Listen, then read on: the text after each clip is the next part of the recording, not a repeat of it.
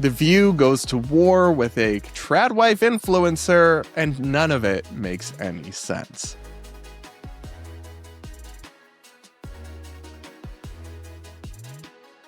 We're going to break this down, plus so much more, on today's episode of the Bread vs. Everyone podcast, our daily show where we take on crazy stories from across the internet and social media, all from an independent political perspective. Guys, I had some technical difficulties today. I had to reshoot a couple things, so not going to get to the full scope of what I wanted to cover today, but we will start with this fascinating beef between a conservative influencer and the lovely ladies over at The View. Let's get into that. Here's the headline from the New York Post. The View hosts blast conservative influencer who urged women to have more kids. Multiple co-hosts of The View took turns blasting conservative influencer Isabel Brown on Monday for her statement encouraging young women to have more children. So basically it all stems from this big controversy, apparently. Stems from Isabel Brown, who works for the Daily Wire. She's a Christian, kind of traditionalist, socially conservative influencer. I'm sure her and I disagree on many things, but she works for the Daily Wire, and she spoke at CPAC, the big conservative political conference, and they had her, and she spoke about families and encouraging women to get married younger and have more children. And apparently what she said, really bothered the women of The View. And I've watched it a couple times, and I'm struggling to understand why. So we're just going to roll through their segment here. A pretty lengthy clip of it, actually, because there's levels to this crash out. But at the beginning of it, you'll hear what Isabel actually said. And let me know if you hear the controversial part, because I must have missed it. I don't even know how to explain this story, but I'm going to tell you what happened. The Conservative Political Action Conference, known as CPAC, wrapped up this weekend, and conservative activist Isabel Brown had a message for her fellow Gen Z women, who reportedly are the least likely group in America to get married and have kids. But I want you to see this clip. If you're not encouraging your children to grow up and have the courage to get married and have kids, more kids than they can afford before they think they're ready, it is high time to start. It is these choices, like deleting our dating apps and quitting birth control pills and saying I do at the altar, that ultimately trickle down into the political policies that we will see save our country. Okay. So you could tell Whoopi's very upset about this, and they really do get all worked up about it. But I guess I don't get the part that's controversial. I mean, to me, when I heard Isabel say, have the kids they can't afford, that was kind of tongue-in-cheek, like a joke. I don't think she literally wants people to have children they can't afford to feed. But I think what she's talking about is encouraging people to not put off marriage and not put off having kids, which has become probably a little bit too in fashion for people. And then a lot of people struggle a little bit with fertility when they're older, or they end up not finding the right person. Or sometimes people feel like they have to be, before they can have children, they have to be financially super comfortable. And I think what she means is I have some youngish, I guess, because I'm not the youngest guy around anymore, but some friends who early in their 20s started having kids, and it's in kind of back in New England, because I have friends in both worlds, right? So my partner's from the Midwest. So a lot of his friends had children much younger, and then kind of in the New England, Boston area where a lot of my friends are from, people wait until their 30s oftentimes to have children, or at least some of my friends are. But so the ones who were having children younger, what they were doing is, they weren't living in luxury, right? It was a financial strain. Maybe their kids share rooms, but it's not like they couldn't feed their kids. Whereas a lot of my friends feel like, oh, well, I've got to be really settled in my career. We've got to own a house. We've got to do this, then we can have kids. I think what she says is have more kids and have them what you can't afford. She's saying just do it earlier, even though it might be difficult, even though there might be challenges, even though you're not flush with cash for every possible expense. I really don't get the vibe that she's saying have children you literally cannot afford to feed on purpose. But that's how they interpreted her comment. They also interpreted this as some kind of force thing that I really didn't pick up on. Anyway, let's keep listening to the ladies as they impart their wisdom on us. Okay. I just want to say, years ago, they used to come after women of color and accuse women of color of doing this very thing. Wow. And that's why they continue to cut all these programs and erase all these things. Childcare programs? Name it, name it. And now, had I known that it turns out we are all just one group of women. Yeah. We're just one group. Yeah. I mean, because what? Oh my goodness. So there's actually significantly more meltdown to come, but let's talk about this for a second. So you're comparing it to Black people in the past used to get criticized for having kids they couldn't afford to take care of. Well, that was kind of different. That was talking about welfare and people having kids to take advantage of a system that essentially encouraged single motherhood, and people had a problem with that, and sometimes in a racially charged way, which I would certainly never support. But it's like, what's your point? I don't think, unless you lack the critical thinking skills to understand what Isabel was saying, I don't think she literally meant to have children you can't afford. That was clearly like tongue-in-cheek hyperbole. And she didn't say anything about leeching off the government and having all these welfare programs. So you're just making this racial for some reason. I really don't understand that at all. And yeah, why are they so bothered by this? I actually don't that's the part of it I actually don't understand. I get not totally agreeing with the sentiment or maybe quibbling with it or being like, hey, you're not talking about XYZ reason why people aren't having kids. But I don't understand, out of all of CPAC, out of all the frankly crazies that spoke there, that this is the clip they seized on to discuss and crash out over. Huh? What? So my ultimate beef with this is that it wraps a woman's worth up in her ovaries in a way that for too long has happened. The whole, except for the part where it doesn't, and you hallucinated that. Like, I'm sorry, but Isabel Brown saying that women should be encouraged to get married younger and have more children is certainly not saying that their only worth is child rearing. That I don't hear that in that statement. They're saying it's an important part of life for many of young women who they think should be encouraged.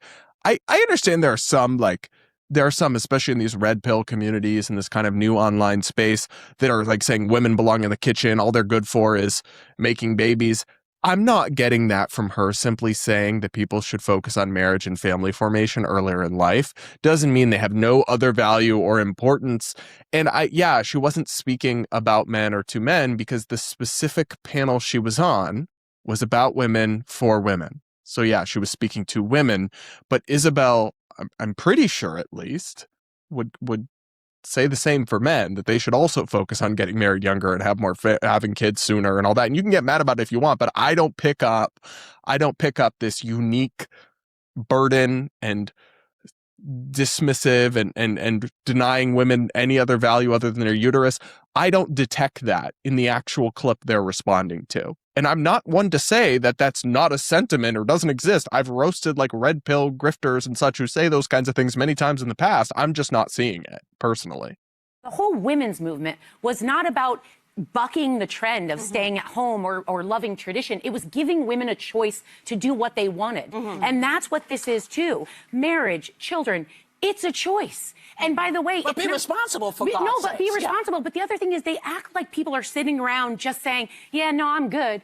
Most women I know, and some don't, but most women wanted to have children. They don't have them for other reasons. Most women I know, if they had a great candidate or a partner, might want to be married. Maybe they don't. The fact that we keep putting this on women, that their only worth in society, politics, policies, is if they produce a baby or have a husband, is the stupidest, most old-fashioned thing. We have come too far. But I agree that is a stupid and old-fashioned sentiment, that all women are worth is like making babies and serving their husband and all of that. Obviously they do so much more than that and are complete human beings and have careers and have other things they do in the world and life. But I just don't think Isabel said that. And then I also don't think she's only offering this advice just to women. I think she would absolutely say the same thing to men. Like, genuinely, can some of y'all let me know in the comments why they're so mad about this? I'm not, out of all the things to react to, I get that they could have a nuanced conversation and say that, like, maybe the trad wife narrative or rhetoric ignores the economic constraints, obviously, I think actually part of what I think her name is Sarah Haynes, the one who just spoke. Part of what she just said, I think, is true, that there are people who do want to have children, but it's hard to, and there's affordability issues that prevent people. And I'm not sure that like conservative natalists would disagree with that, like the pro-family types like Isabel, but it's something you could add to the conversation. But what's the crash out? Like, why is this so offensive, what she said? I don't get it. We have come too far. The world has over 8 billion people. We no longer need to force people to procreate and pump out babies. We have arrived here. Women now and girls now have a choice. Well, okay, but I don't think anybody said anything about forcing. Isabel didn't talk about forcing women to have babies. She's encouraging young women to choose it earlier and to choose that. That's her opinion and that's her advice for them, but that's not forcing anyone to have a baby. Choice. But also, Let them do that. Where is the call to responsibility for the men who help make these children, right? I don't know why it's always people lecturing women what they have to do or not to do. Well, again, I don't think it's about what they have to do. It's what she thinks they should do, because she's a cultural and lifestyle commentator, the same way that you guys talk about stuff and give your opinion on. And where is it for the men? I mean, in this particular context, the conversation wasn't about or for men, right? So I agree that probably women do get the lump of this pushed on them more, this conversation about like population decline and the birth rate and other things pushed on them more. And that's unfortunate, but like, again, I'm just not sure why that's a criticism I don't think they do any research, low-key. Like, I think they just see a 20-second clip their producer shows them and literally discuss it for 10 minutes with no additional knowledge or context. And I would humbly suggest that is not, in fact, hard-hitting news journalism worthy of multi-million-dollar salaries. But what the hell do I know? I don't know. To do. Bottom line, if you're not paying my bills, you don't get to tell me what I do with my uterus. Well, also, I think it's just really reckless to be suggesting that people should have children when you now know in this country there's this affordability crisis, and for a two-person household, a married household, you need over $400,000 for childcare. What? So two things here that Sunny Hostin says. One is that it is reckless to encourage people to have children. I disagree. Actually, I think it's important that at least a significant chunk of society chooses to reproduce for a country. You don't want population decline. That is not really good for an economy. And I think family is not for everyone, and not everyone's going to choose to have kids. And that doesn't bother me at all. But of course, but it's like, I don't think it's reckless unless you are literally interpreting it as if Isabel's saying have a bunch of kids you literally can't feed, which again, we already discussed. I think lacks literacy and context of the actual remarks and of tone and of intent and like hyperbole. And then this flip side of, so she explains, and I guess she'll say it in a second, she's suggesting that you need a dual income of combined $400,000 to afford childcare. That's not true. I'm sorry, that's not true. Childcare is way too expensive, and we could go into all the policy reasons why that may be the case. But you don't, in fact, need to be earning $400,000 as a household to afford childcare. I agree that the cost of childcare is a significant burden and problem for couples that want to have kids, but exaggerating it, like that is just objectively not true to suggest that. And maybe there's a few like hyper expensive localities where that's the case, but I can tell you most of the country does not rely, and most people who have childcare don't make that much money. So it's just obviously not true. She's going to cite some report or something, but she's probably mischaracterizing it, or there's problems with the methodology there, because that's just obviously not correct to anyone who thinks about it for like 2 seconds, you know? For childcare, over $400,000. Most people don't make over $400,000. So she's advocating for people to be born into poverty, people not being able to feed those children, people not being able to educate those children. I don't really think she is advocating for that to be born into true poverty. I think she's saying that yes, you could choose to have kids even when you're not earning tons of money, and it might be tough to make ends meet a little bit, but you'll in the end be happier that you had those kids and you'll get through it together. I don't think she's suggesting that if you literally don't know where your next meal is going to come from, it's also the perfect time to get pregnant.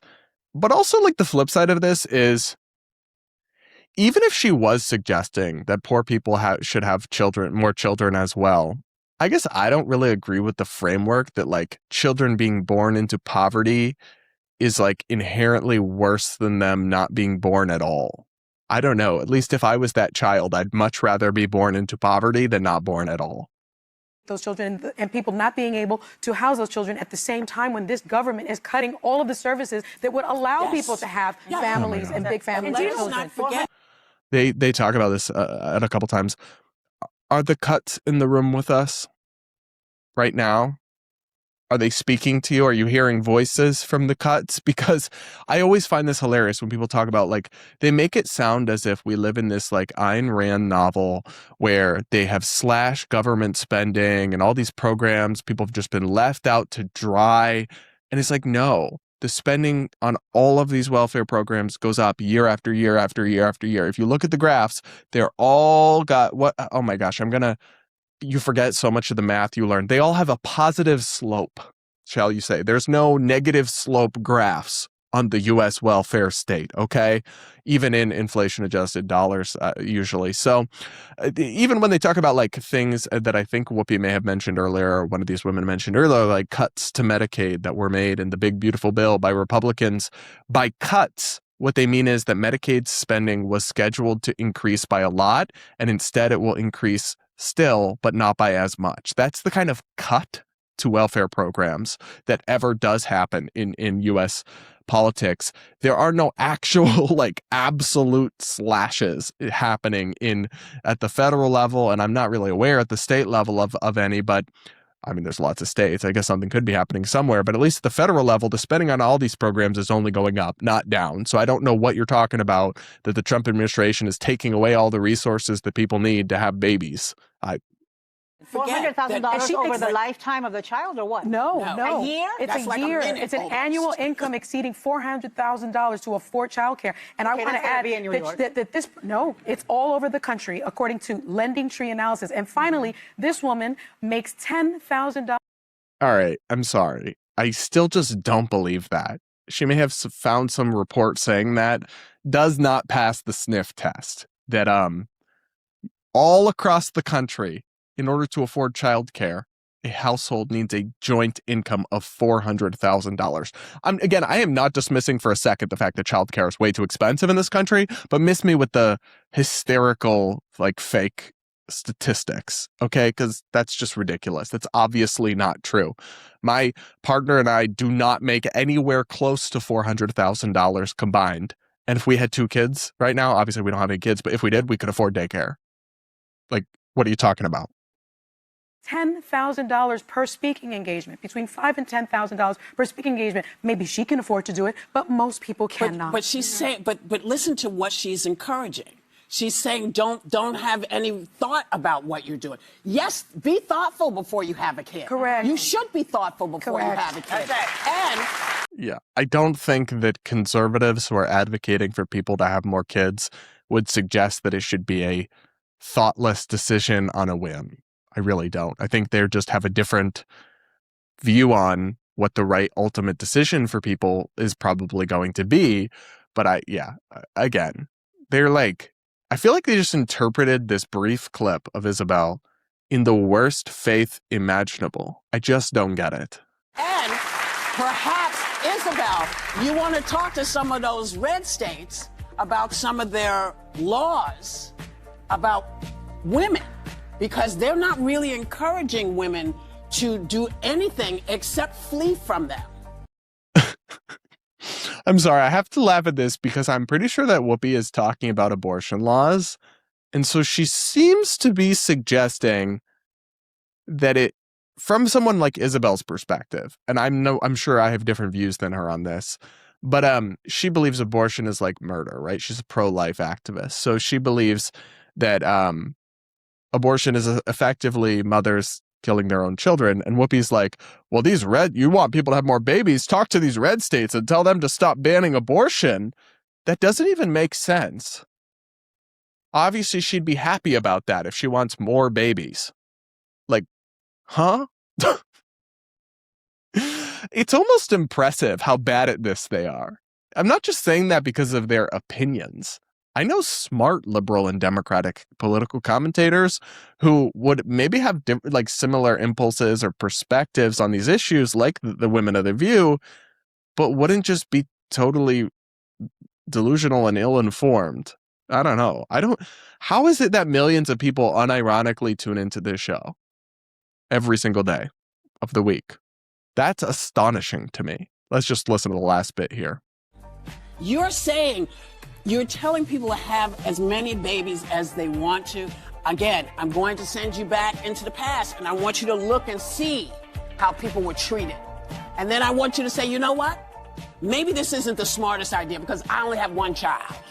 I don't have to deal with anything because I got somebody who watches the kid because I know the kid wasn't on the thing with her. Yep. It's just, look, if y'all are Gen Z, you know this ain't the one. Yeah. This ain't the one, okay? Oh, I don't know, guys. We see a lot of crazy, delusional stuff from The View. This is up there, though. Like, this is really bad. And here's my final thought on this, and then I'll kind of leave it there for today. But is it really such a crazy thought that maybe instead of just trashing Isabel Brown in the worst faith imaginable with 5 women who all essentially have the same opinion on this subject, they could invite her on the show? You want to represent women's perspectives? Maybe you should actually talk to one of these like trad wife, conservative commentators. I think that would be an interesting episode. I'm not saying I'd agree with what Isabel had to say, but I bet it would be a heck of a lot more interesting than whatever the heck we just listened to, which was just echo chamber, gobbledygook, misinformation, bad faith, ranting and raving. So why don't they do that then? If they clearly feel very strongly about this issue, and they clearly have issue with what Isabel said, I am confident. I could say this with probably 95% certainty that if they invited Isabel Brown, if they invited her on The View, Daily Wire would fly her out there.